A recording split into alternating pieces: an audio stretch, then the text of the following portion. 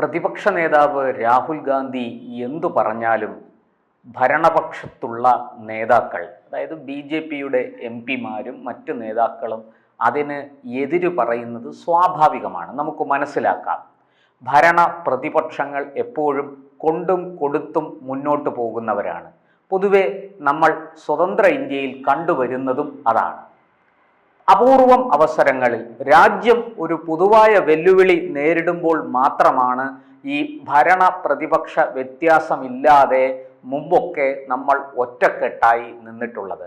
എന്നാൽ ഈ അടുത്ത കാലത്ത് ശ്രീമാൻ രാഹുൽ ഗാന്ധി പ്രതിപക്ഷ നേതാവായി വന്നതിന് ശേഷം അതിലും മാറ്റം വന്നു. അവിടെയും ഈ പറഞ്ഞ കൊണ്ടും കൊടുക്കലും അത് മുമ്പെങ്ങുമില്ലാത്ത വിധം അതിരൂക്ഷമായി വഷളായി മുന്നോട്ട് പോകുന്ന കാഴ്ചയാണ് നമ്മൾ കാണുന്നത്.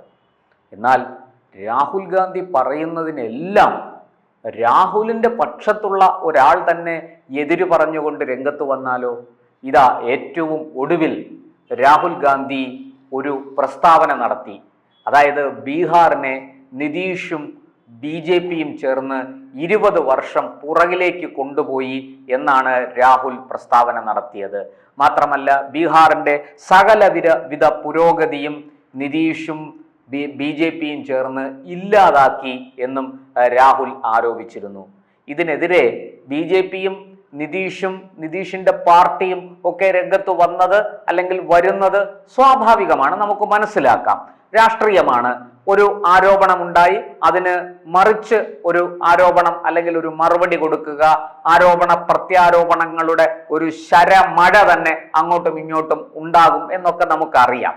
പക്ഷേ സ്വന്തം പാളയത്തിൽ തന്നെ പ്രതിപക്ഷ നേതാവിനെതിരെ പട തുടങ്ങിയാലോ? അതിനാണ് ഇപ്പോൾ നമ്മുടെ രാജ്യം സാക്ഷ്യം വഹിച്ചുകൊണ്ടിരിക്കുന്നത്.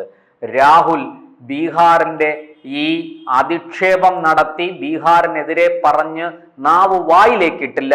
അതിനു മുമ്പ് തന്നെ അതിനുള്ള മറുപടിയുമായിട്ട് അദ്ദേഹത്തിൻ്റെ സ്വന്തം പാർട്ടിയിലെ ഒരു MP രംഗത്ത് വന്നു. മറ്റാരുമല്ല, അത് ഡോക്ടർ ശശി തരൂരാണ്. നമുക്കറിയാം, നേരത്തെയും രാഹുൽ പറയുന്നതിന് ഘടകവിരുദ്ധമായ പ്രസ്താവനകളുമായിട്ട് തരൂർ രംഗത്ത് വരികയും രാഹുലും കോൺഗ്രസും വെള്ളം കുടിക്കുകയും ചെയ്തത് നമുക്കറിയാം. തരൂർ തന്നെ പറഞ്ഞു, രാഹുലും അത് ശരിവെച്ചു. എന്താണ്? ഞങ്ങളുടേത് വിരുദ്ധ പ്രത്യയശാസ്ത്രങ്ങളാണ്. ഈ പ്രത്യയശാസ്ത്രങ്ങൾ തമ്മിൽ ഏറ്റുമുട്ടുക സ്വാഭാവികമാണ്. കോൺഗ്രസിൽ അതിനുള്ള ഇടമുണ്ട് എന്നാണ് തരൂരും ഒരു പരിധിവരെ രാഹുലും പറഞ്ഞത്. രാഹുലിന്റെ മുന്നിൽ മറ്റു വഴികളില്ല. തരൂരിനെ പിണക്കിയാൽ കഴിഞ്ഞു. തരൂരിനെ പിണക്കി പുറത്താക്കിയാൽ അദ്ദേഹം നേരെ BJPയിലേക്ക് പോകും, അവിടെ കേന്ദ്രമന്ത്രിയാകും എന്ന് തീർച്ചയാണ്. ഇപ്പോൾ ബീഹാറിനെ കുറിച്ച് രാഹുൽ പറഞ്ഞത്, ബീഹാർ തകർന്നു, ബീഹാറിൽ നല്ല റോഡുകളില്ല, ബീഹാർ വളരെയധികം മോശപ്പെട്ട അവസ്ഥയിലാണ് എന്നൊക്കെയാണ് അവർ പറഞ്ഞത്. രാഹുൽ അത് മാത്രമല്ല, കൂടുതൽ ആഴങ്ങളിലേക്ക് പോയി നിതീഷിനെയും മോദിയെയും പേരെടുത്ത് വിമർശിച്ചുകൊണ്ട് വലിയ ഒരു വിമർശനങ്ങളുടെ പെരുമഴ തന്നെ പെയ്യിച്ചു. എന്നാൽ തരൂരാകട്ടെ ഇതിനെല്ലാം കൃത്യമായ മറുപടി കൊടുക്കുകയാണ്. അവിടെ ബീഹാറിലെ നളന്ദ നമുക്കറിയാം. നളന്ദയും തക്ഷശിലയും വളരെ പ്രാചീനമായ 2 സർവകലാശാലകളാണ്. അത് ഇസ്ലാമിൻ്റെ ആക്രമണകാലത്ത് മുസ്ലിം ആക്രമണകാരികൾ നശിപ്പിച്ചതാണ്.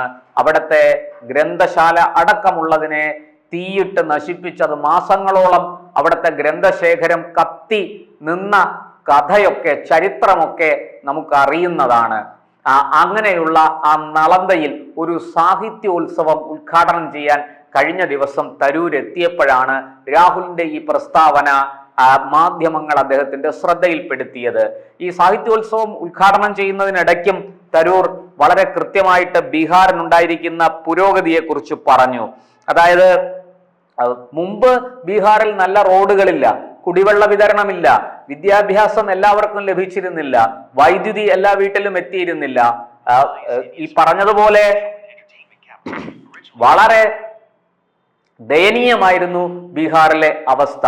എന്നാൽ ഇന്ന് നല്ല റോഡുകൾ, അതുപോലെ നല്ല കുടിവെള്ള വിതരണം, വൈദ്യുതി വിതരണം, നല്ല വിദ്യാലയങ്ങൾ, നല്ല കോളേജുകൾ, നല്ല ആശുപത്രികൾ, അടിസ്ഥാന സൗകര്യ വികസനം കഴിഞ്ഞ 20 വർഷം കൊണ്ട് ബീഹാർ വളരെ വളരെ മുന്നേറി.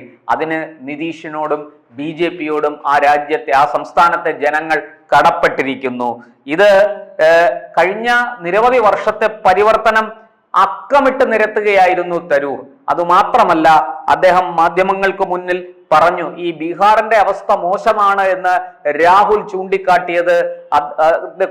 ചൂണ്ടിക്കാട്ടിയതിനെ കുറിച്ച് മാധ്യമങ്ങൾ അദ്ദേഹത്തോട് സൂചിപ്പിച്ചപ്പോൾ അദ്ദേഹം പറഞ്ഞു, അതൊക്കെ പഴയ കഥ, അത് 10-20 വർഷം മുമ്പ് ബീഹാർ മോശമായിരുന്നു. എന്ന് വെച്ചാൽ ലാലുവിന്റെ ഭരണകാലത്ത് ബീഹാറിൽ ഒരു വികസനവും നടപ്പായിരുന്നില്ല. ഇന്ന് അതല്ല. ഈ JDU BJP സഖ്യ സർക്കാർ 20 വർഷം കൊണ്ട് ബീഹാറിനെ നമുക്ക് ചിന്തിക്കാൻ കഴിയാത്ത, സ്വപ്നം കാണാൻ കഴിയാത്ത ഒരു പരിവർത്തനത്തിലേക്ക് കൊണ്ടുവന്നു എന്നാണ് അദ്ദേഹം പറയുന്നത്.